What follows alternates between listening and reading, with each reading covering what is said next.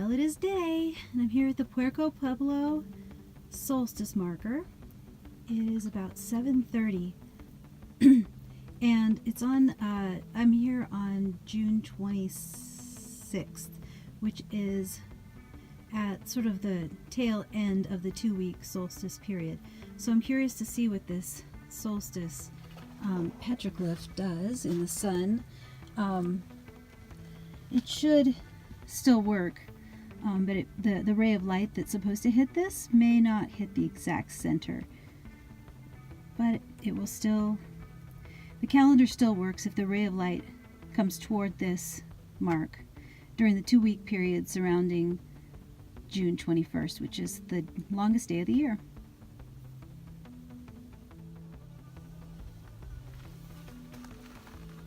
I was reading last night that most of the images created at this site, Puerco Pueblo, in the Painted Desert Petrified Forest National Park, were created sort in the more recent Pueblo periods.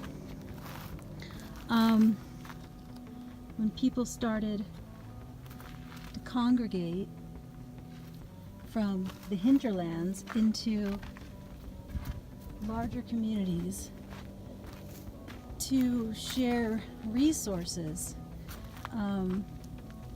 for agriculture.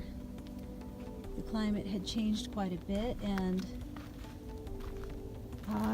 independent farmers, hunter-gatherers, etc. were having a bit of a challenging time, and so a pueblo like Puerco Pueblo would have been a place where hundreds of people would live.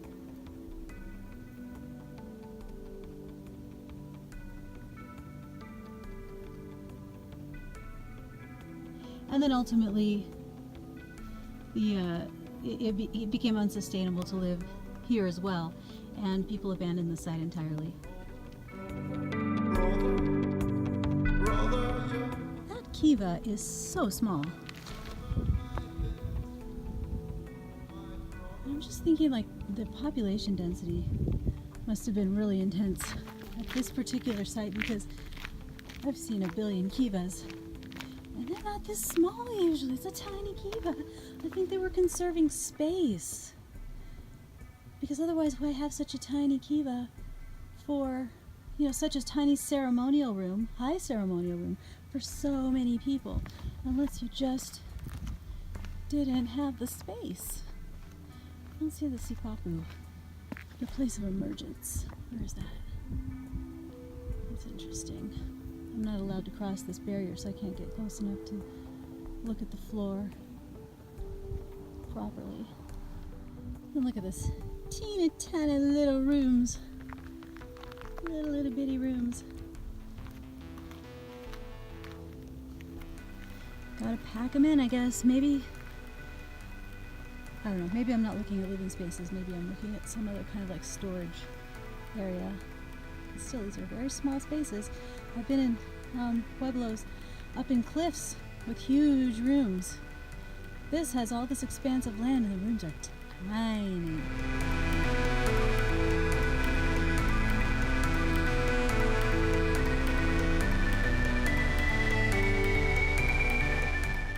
I am just completely overwhelmed by the number of petroglyphs in this one boulder outcropping. It just goes on and on and on.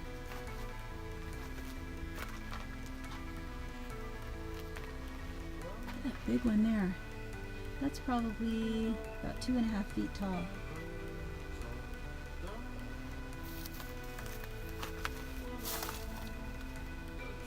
This long-legged bird kind of thing here.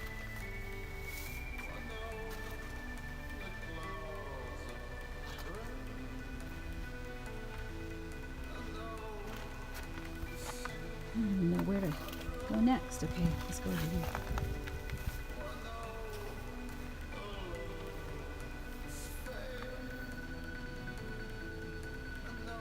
The Solstice petroglyph marker faces the sun, and all of these images face the west.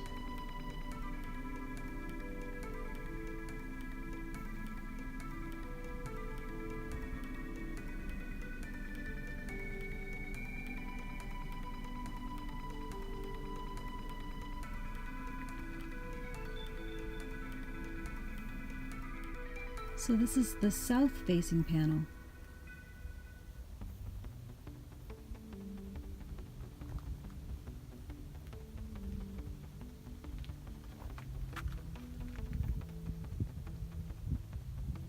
There's a few more south-facing images.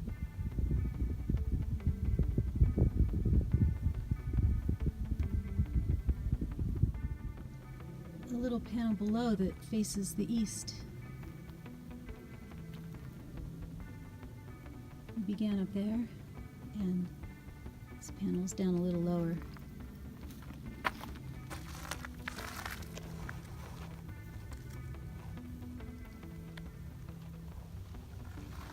Got a guy holding some rattles.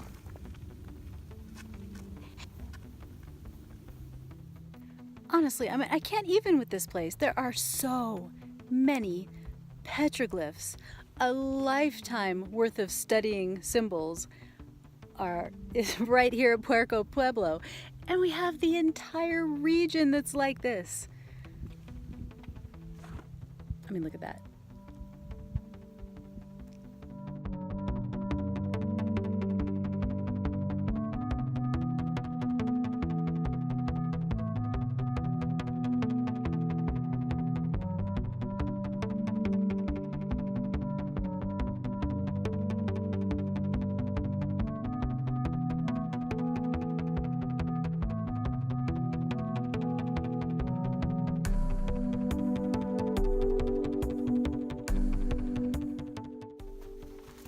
Sometimes it's even easier to see these images looking through the camera. To the naked eye, some of them are a little hard to make out. Somehow the camera picks it out a little better.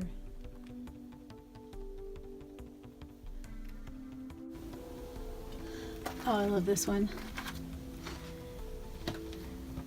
The dude being held in the beak of a bird.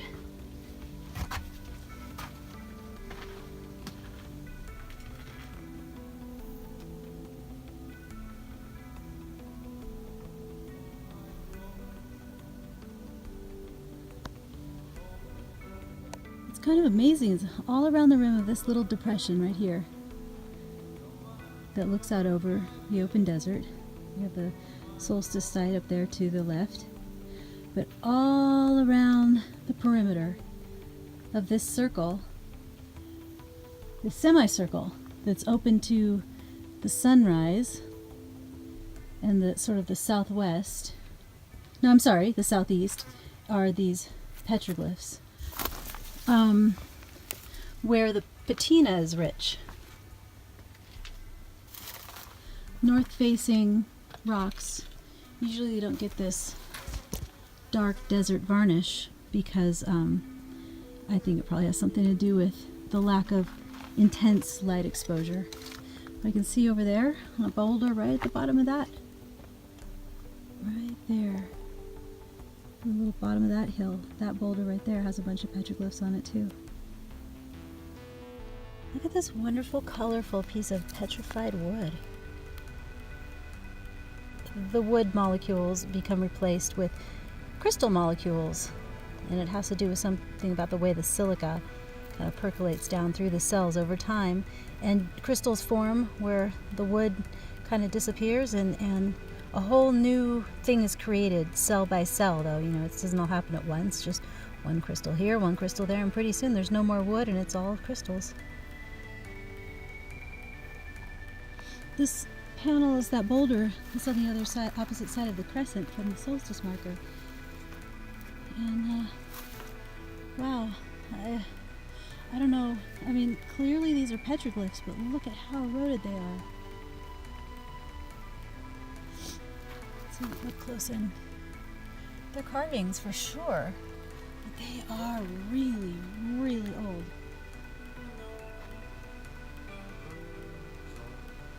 They're just almost completely eroded away as the rock does. You see how, the rocky things like that? The petroglyphs are just melt away.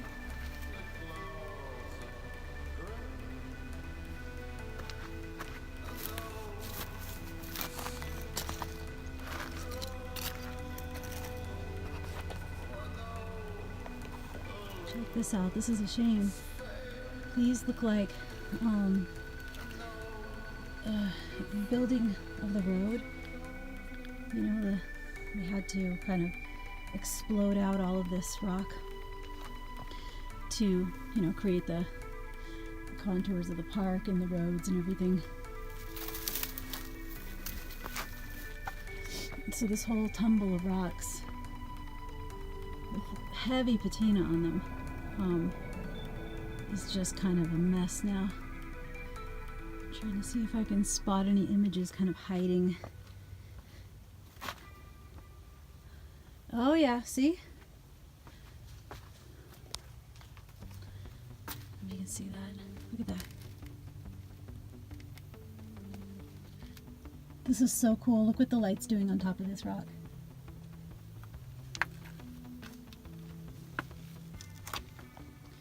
The finger is approaching.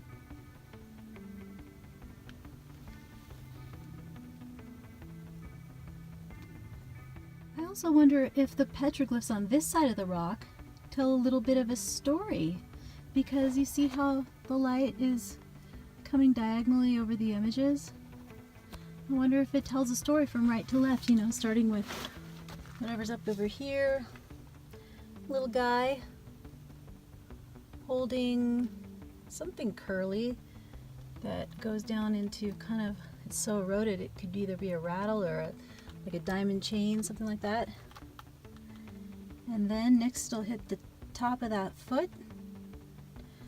I don't know if the whole rock comes into light or not, but then it would light up that foot. And this little guy over here. These are really, really old petroglyphs.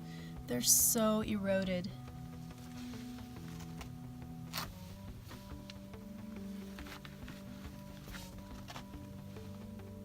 This was something I didn't notice before, but I wish I'd been watching, because I see now that this little beam of light has been moving down the rock along that crevice, that crack.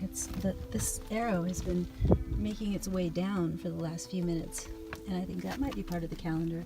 I was looking at this guy thinking, why are you all alone over here with this ray of light? And he kind of looks like he's been eaten by a sea monster, but then I started looking at the light. It's doing that, so that could be part of the calendar too, or maybe it marks a different season. I don't know. Anyway, I thought it was worth noting. It just never ends with this place. All the way around the whole crescent, and then around this side are just petroglyphs, petroglyphs, petroglyphs, petroglyphs. So the Puerco River runs right alongside this, the Pueblo village and all these petroglyphs. And then that, look at that.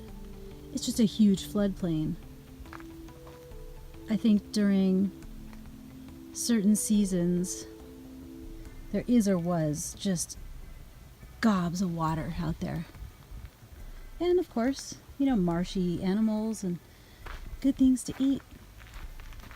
Now, just when you think, I can't even look at one more petroglyph, look at this. This whole boulder facing the sky, facing that floodplain, and just all of that.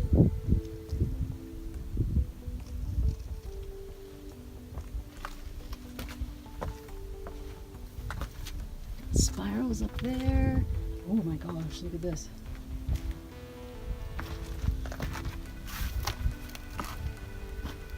Gorgeous spirals here.